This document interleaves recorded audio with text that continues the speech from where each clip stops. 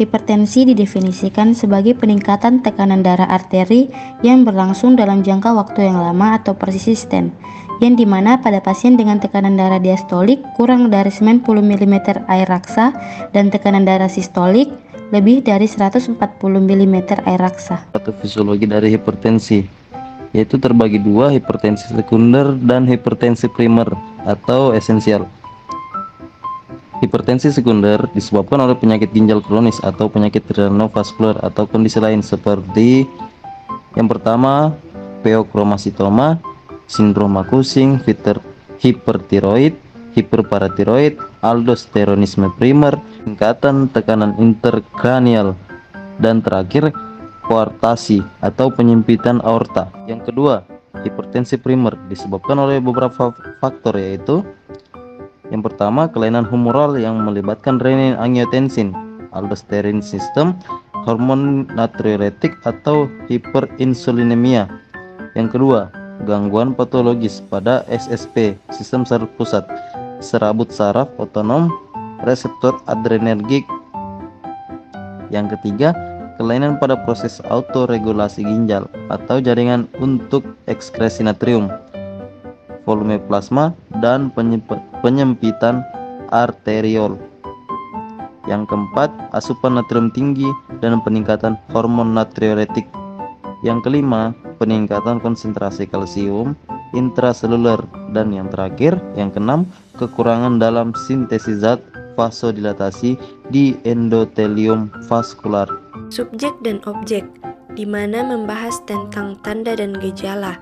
Yang pertama, subjek meliputi asimptomatik, sakit kepala paroksimal, berkeringat, takikardi, palpitasi, pusing ortostatik atau sinkop, kejang otot dan merasa lemah bisa muncul, beratnya bertambah, poliuria, edema, menstruasi tidak teratur, sering muncul jerawat atau otot yang lemah.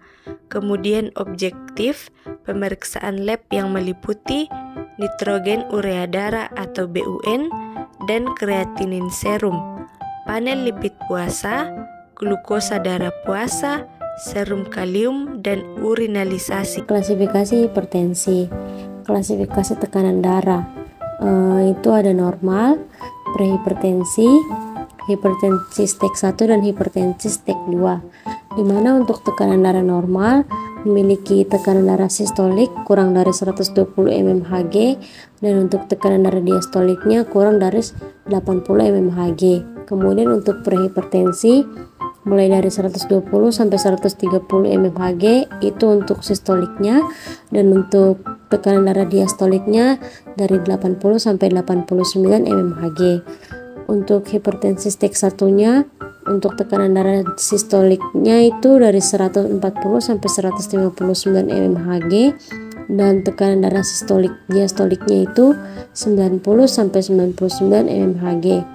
Kemudian untuk hipertensi stage 2-nya tekanan darah sistoliknya berada pada di atas dari 160 mmHg dan untuk tekanan darah diastoliknya di atas 100 mmHg. Klasifikasi tekanan darah ini untuk orang dewasa atau di umur 18 tahun. Terapi farmakologi hipertensi. Kelas obat diuretik tiazidlub apabila berinteraksi dengan digoxin atau obat-obat yang menurunkan kadar kalium di mana mekanismenya itu hipokalemia. Efek yang diberikan yaitu digoxin menjadi lebih toksik, lemah otot, dan aritmia jantung. Kelas obat potasium sparing apabila berinteraksi dengan AC, ARB, siklosporin, dan garam kalium di mana mekanismenya itu hiperkalemia, efek yang diberikan apabila hiperkalemia yang sering dapat menyebabkan kardiak arrest. Kelas obat tiazid apabila berinteraksi dengan karbamazepin dan klorpropamid, di mana mekanismenya itu hiponatremia, efek yang diberikannya itu mual, muntah, alergi, bingung, dan kejang.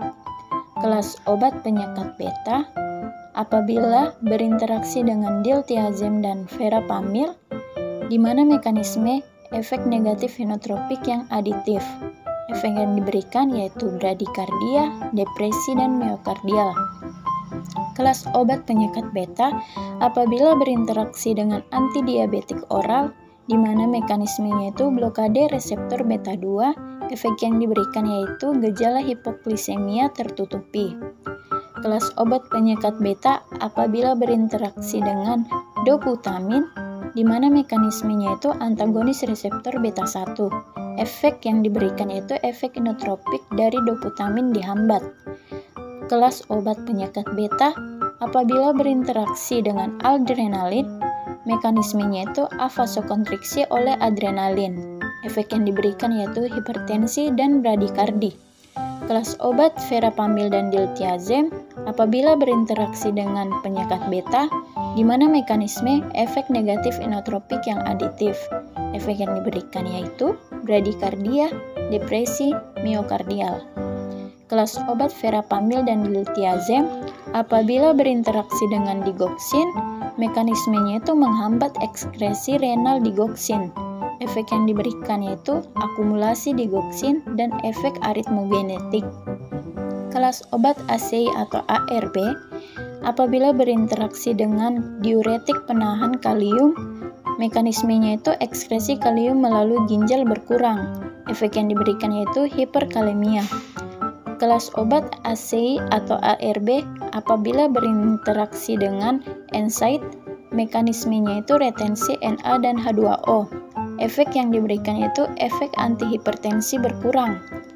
Kelas obat klonidin apabila berinteraksi dengan penyekat beta, mekanismenya itu tidak diketahui. Efek yang diberikan yaitu fenomena rebound bila klonidin dihentikan. Kelas obat klonidin apabila berinteraksi dengan antidepresan trisiklik, di mana mekanismenya itu antagonisme adrenoreseptor A2 sentral. Efek yang diberikan, efek antihipertensi berkurang dan fenomena rebound bila klonidin dihentikan. Terapi non-farmakologi. Semua pasien dengan prehipertensi dan hipertensi harus melakukan modifikasi gaya hidup yang telah ditentukan. Mutasi yang telah ditunjukkan dengan BP yang lebih rendah yaitu yang pertama, pengurangan berat badan, yang kedua, diet kaya buah-buahan dan sayuran, yang ketiga, pembatasan natrium, yang keempat, olahraga teratur, yang kelima, mengurangi konsumsi alkohol, dan yang terakhir, berhenti merokok. Initial Drug Therapy Choice atau pemilihan terapi obat terbagi menjadi dua, yaitu no compelling indication atau tidak dengan penyakit pembawa, atau compelling indication dengan penyakit pembawa. No compelling indication terbagi menjadi dua, di mana pada tahap pertama tekanan darah sistoliknya yaitu 140-159 atau tekanan darah diastoliknya 90-99 mmHg. Di mana pada tahap pertama ini diberikan terapi obat yaitu tipe tiazid diuretik. Biasanya digunakan obat golongan ACE inhibitor, ARB, beta blocker, CCB atau dikombinasikan. Pada tahap kedua, tekanan darah sistoliknya di atas 160 atau tekanan darah diastoliknya 100 mmHg. Di mana pada tahap kedua ini obat harus dikombinasikan. Biasanya digunakan tipe tiazid diuretik dan dikombinasikan dengan ACE inhibitor atau ARB atau beta blocker atau CCB. Kemudian pada compelling indication atau dengan penyakit penyerta, biasanya diberikan obat yang spesifik untuk indikasi dari penyakit penyertanya. Biasanya diberikan obat golongan diuretik, ACE inhibitor, ARB, beta blocker, dan CCB. Compelling indication atau dengan penyakit penyerta terbagi menjadi 6 penyakit, di mana pada penyakit pertama yaitu gagal jantung, diberikan obat first line-nya yaitu golongan obat diuretik dan ACE inhibitor, dan second line-nya diberikan golongan obat beta blocker, dan third line-nya diberikan golongan obat ARB atau aldosteron antagonis. Dimana pada penyakit kedua yaitu infarct myocard diberikan first line golongan obat yaitu beta blocker dan ACE inhibitor. Kemudian second line-nya aldosteron antagonis. Pada penyakit yang ketiga yaitu penyakit koroner tinggi diberikan first line golongan obatnya yaitu beta blocker, dan second line diberikan golongan obat ACE inhibitor, CCB, dan diuretik. Kemudian pada penyakit keempat yaitu diabetes mellitus, first line-nya diberikan golongan obat ACE inhibitor atau ARB, second line-nya diberikan golongan obat diuretik, dan third line-nya diberikan golongan obat beta blocker dan CCB.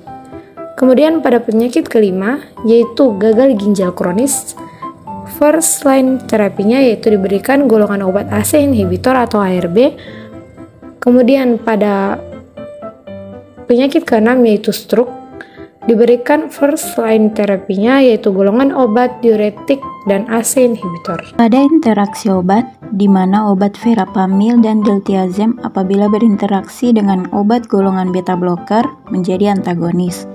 Pada obat diuretik hemat kalium apabila berinteraksi dengan obat thiazid loop akan menjadi adiktif, dan pada obat ARB apabila berinteraksi dengan obat thiazid maka menjadi adiktif. Baik, di sini saya akan menjelaskan kontraindikasi pada penyakit hipertensi. Pada kelas obat ACE inhibitor dan ARB memiliki kontraindikasi yang sama yaitu kehamilan bilateral arteri stenosis dan hiperkalemia. Efek samping pada ACE inhibitor yaitu batuk, angioedema, hiperkalemia, dan difusi renal. Kemudian pada ARB efek sampingnya yaitu angioedema, hiperkalemia, dan difusi renal. Kemudian pada kelas obat penyedap alfa, kontraindikasinya yaitu hipotensi ortostatik, gagal jantung, dan diabetes. Efek sampingnya yaitu sakit kepala, pusing, letih, hipotensi postural, hipotensi dosis pertama, hidung tersumbat, dan disfungsi ereksi. Kemudian pada kelas obat penyedap beta, kontraindikasinya yaitu asma, hair block, dan sindroma Raynaud yang parah. Efek sampingnya yaitu bronkospaz, gagal jantung, gangguan sirkulasi perifer, insomnia, letih, bradikardi, trigliserida meningkat, impoten, hiperglikemi, dan Zerkis intolerance. Kemudian pada kelas obat antagonis kalsium, kontraindikasinya yaitu hair block, disfungsi sistolik gagal jantung, atau verapamil dan diltiazem. Efek sampingnya yaitu sakit kepala, flusing, edema perifer, hival, hiperplasia, stipasi atau verapamil, dan disfungsi ereksi. Kemudian pada kelas obat agonis sentral atau tildopa dan clonidin.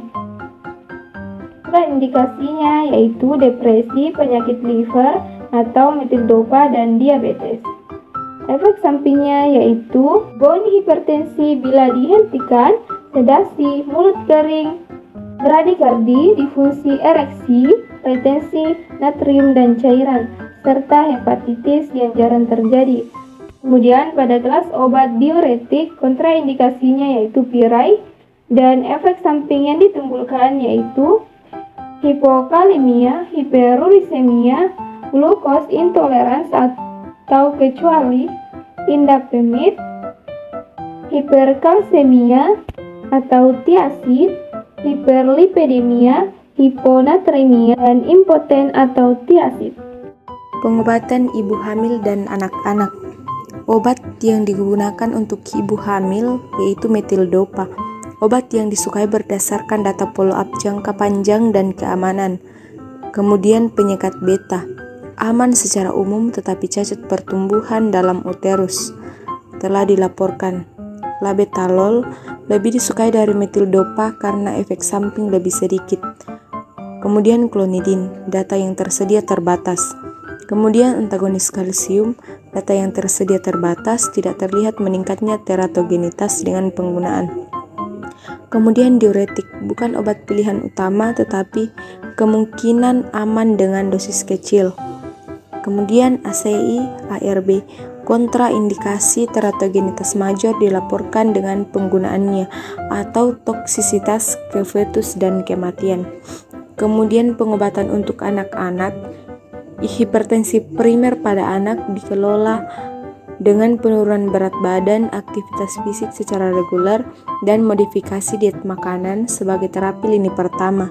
Tindakan tersebut secara konservatif dapat memberikan penurunan 1-3 mm air raksa tekanan darah. Meskipun begitu, penata laksanaan juga diiringi dengan terapi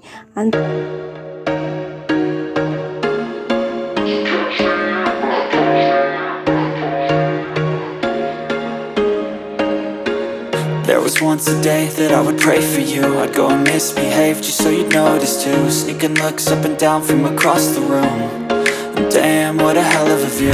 I feel good, you look great, I like you, I can't wait. A first time, a first date, you're so fine, I'm so late. You sip wine